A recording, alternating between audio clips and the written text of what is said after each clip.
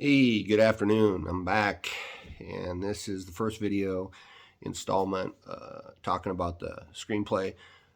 But in doing so, what I want to do is I want to share my life story with everybody to kind of give some uh, backstory to the characters so you understand them a little bit better.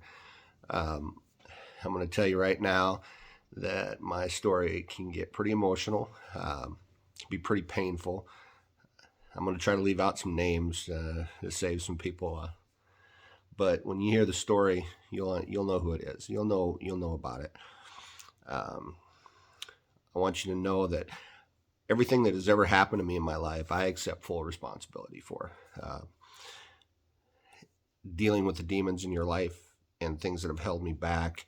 Uh, yeah, there were seeds planted there by people in my life, by things that have happened in my life, and they colored the way that I looked at things. But ultimately, I made the decisions to do the things that I've done, and uh, and I'm the only one to blame for those choices that I made.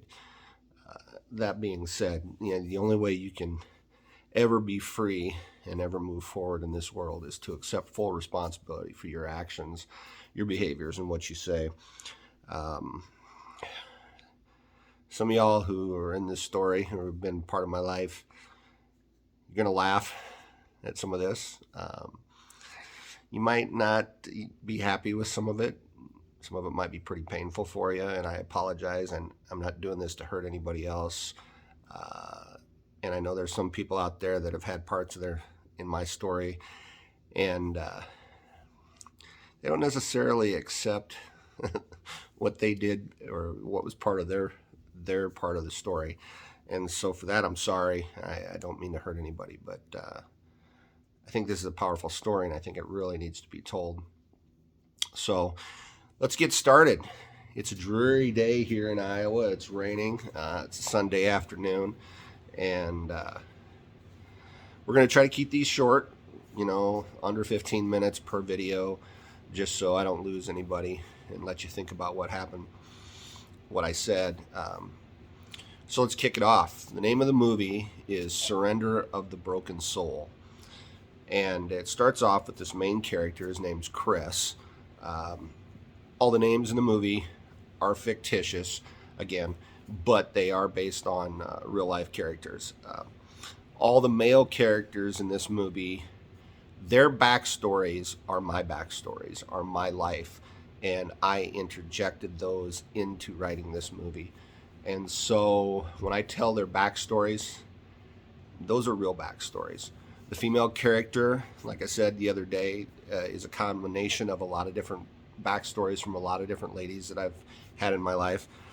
So the main character, his name's Chris. Like myself, he was in the movie. He's probably in his mid 30s.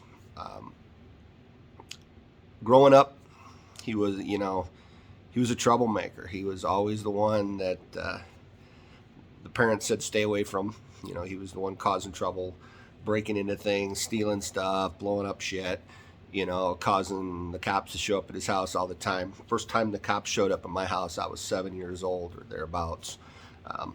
We'll get into that later on, but just so you understand, I've had a long history of law enforcement showing up at my house when I was young, and most of the time I deserved it. I was a pretty rotten little SOB to raise eventually. But I grew up mean, angry, hurt, very hateful of especially my mom growing up. Some of the things the interactions that we had really made me very hateful of her. And I'm not anymore. I love my mother to death, but back then I was pretty hateful. And so I grew up mean, grew up tough. If I had something that I wanted, I just took it. I didn't care what it was. If you had it and I wanted it, I was going to take it. Whether it was your money, your car, your girlfriend, your wife, I didn't care. I had no morals, no scruples at the time. And it showed. And I ended up in prison at 19. So this main character, Chris, same kind of thing. You know, he was a bad guy, totally on the wrong side of the moral compass until his daughter was born. And his daughter was born, and he was the hospital.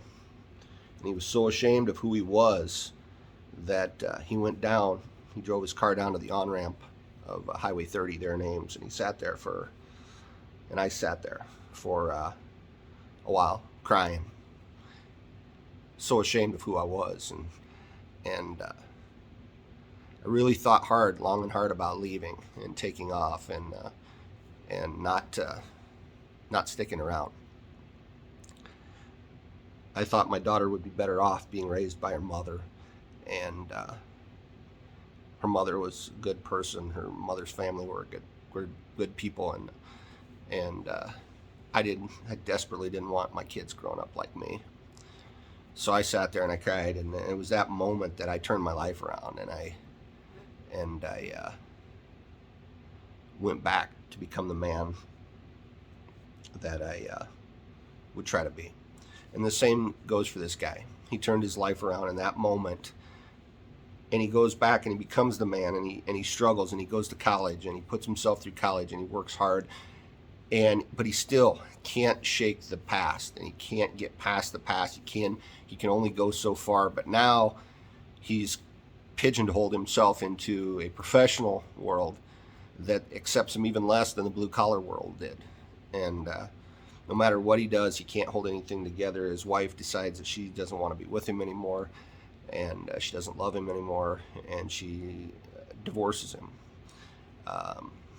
All this time he spent pushing to go to college, his daughter felt abandoned, and she decided that she didn't want to see him anymore. And those things happened to me. You know, I was going one day to pick up my daughter, and my ex-wife called me and told me that she doesn't want to see you anymore. And I didn't know what I did. You know, we'd had good times the time before I saw her, but it was just a combination of a lot of things, and for a couple years she didn't talk to me. She should have nothing to do with me because of that. And so the main character decides that, you know, he struggled and he gave all this up to become a better person, and it pushed him to the edge, and that edge left him hopeless. And he goes and he decides he's going to commit suicide. He's going to jump off a bridge. He's going to jump off an old railroad trestle. And he writes a goodbye letter to everybody and just tells everybody he can't take it anymore. You know, it doesn't matter what he does. Everything he does makes his life worse, and it makes the life of people around him worse. So he decides to jump off this bridge, and he's sitting on the edge of the railroad bridge, and he's waiting to jump off, and this woman comes walking by, and she notices the turmoil in him, and she talks to him, and she does the unexpected. She sits down on the bridge next to him, and they talk, and they become there's a connection there, and they decide that they're going to get off the bridge, and they're going to walk, you know, back to his car, and they're going to go to town. And they spend 4 days together, and they fall crazy head over heels for each other. And in the story, what it is she is a mere reflection of his life. So the things that have happened in his life, she is a mere reflection. She has done things in her life that mirrors his, but from the female sense. I don't want to say a whole lot and give away a lot of the story, because I still want you to be surprised when you see this project, but know that the stories he tells her about who he is impact her, because she is on the other side of that, and she feels that, and she knows that. And I'll give you a little taste of that, and part of that is my mom wanted to give me up for adoption, and that adoption was stopped, and she was forced to raise me.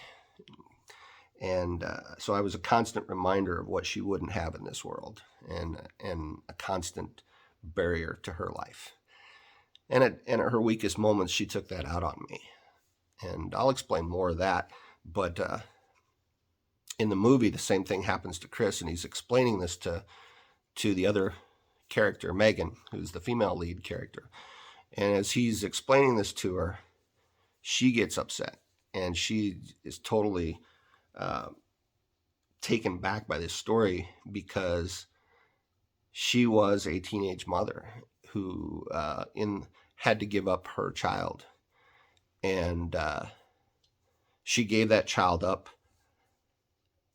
as the last act of love, because she knew that she couldn't raise that child right, and she didn't have the tools necessary to raise that child. And some of that, you realize,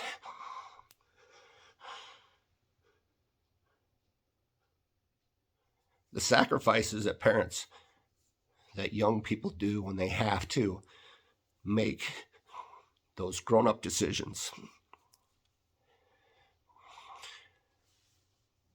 And we don't recognize that till later on, when we're grown-ups ourselves and we have to make hard decisions about things in our life. And so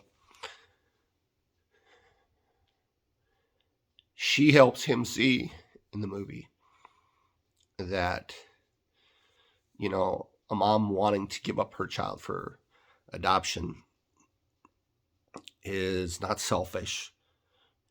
It's courageous, and it's oftentimes the only act of love that they can give that child. And so that sets the stage for the rest of this movie. Sorry, I get a little emotional talking about this, because I've lived this story from both sides of it now that I've wrote it, and I hope you can understand a little bit more what the main character's thinking as we go on with these. And I'm going to stop it right here to give myself a breather, but also just want you to know where we're going with this.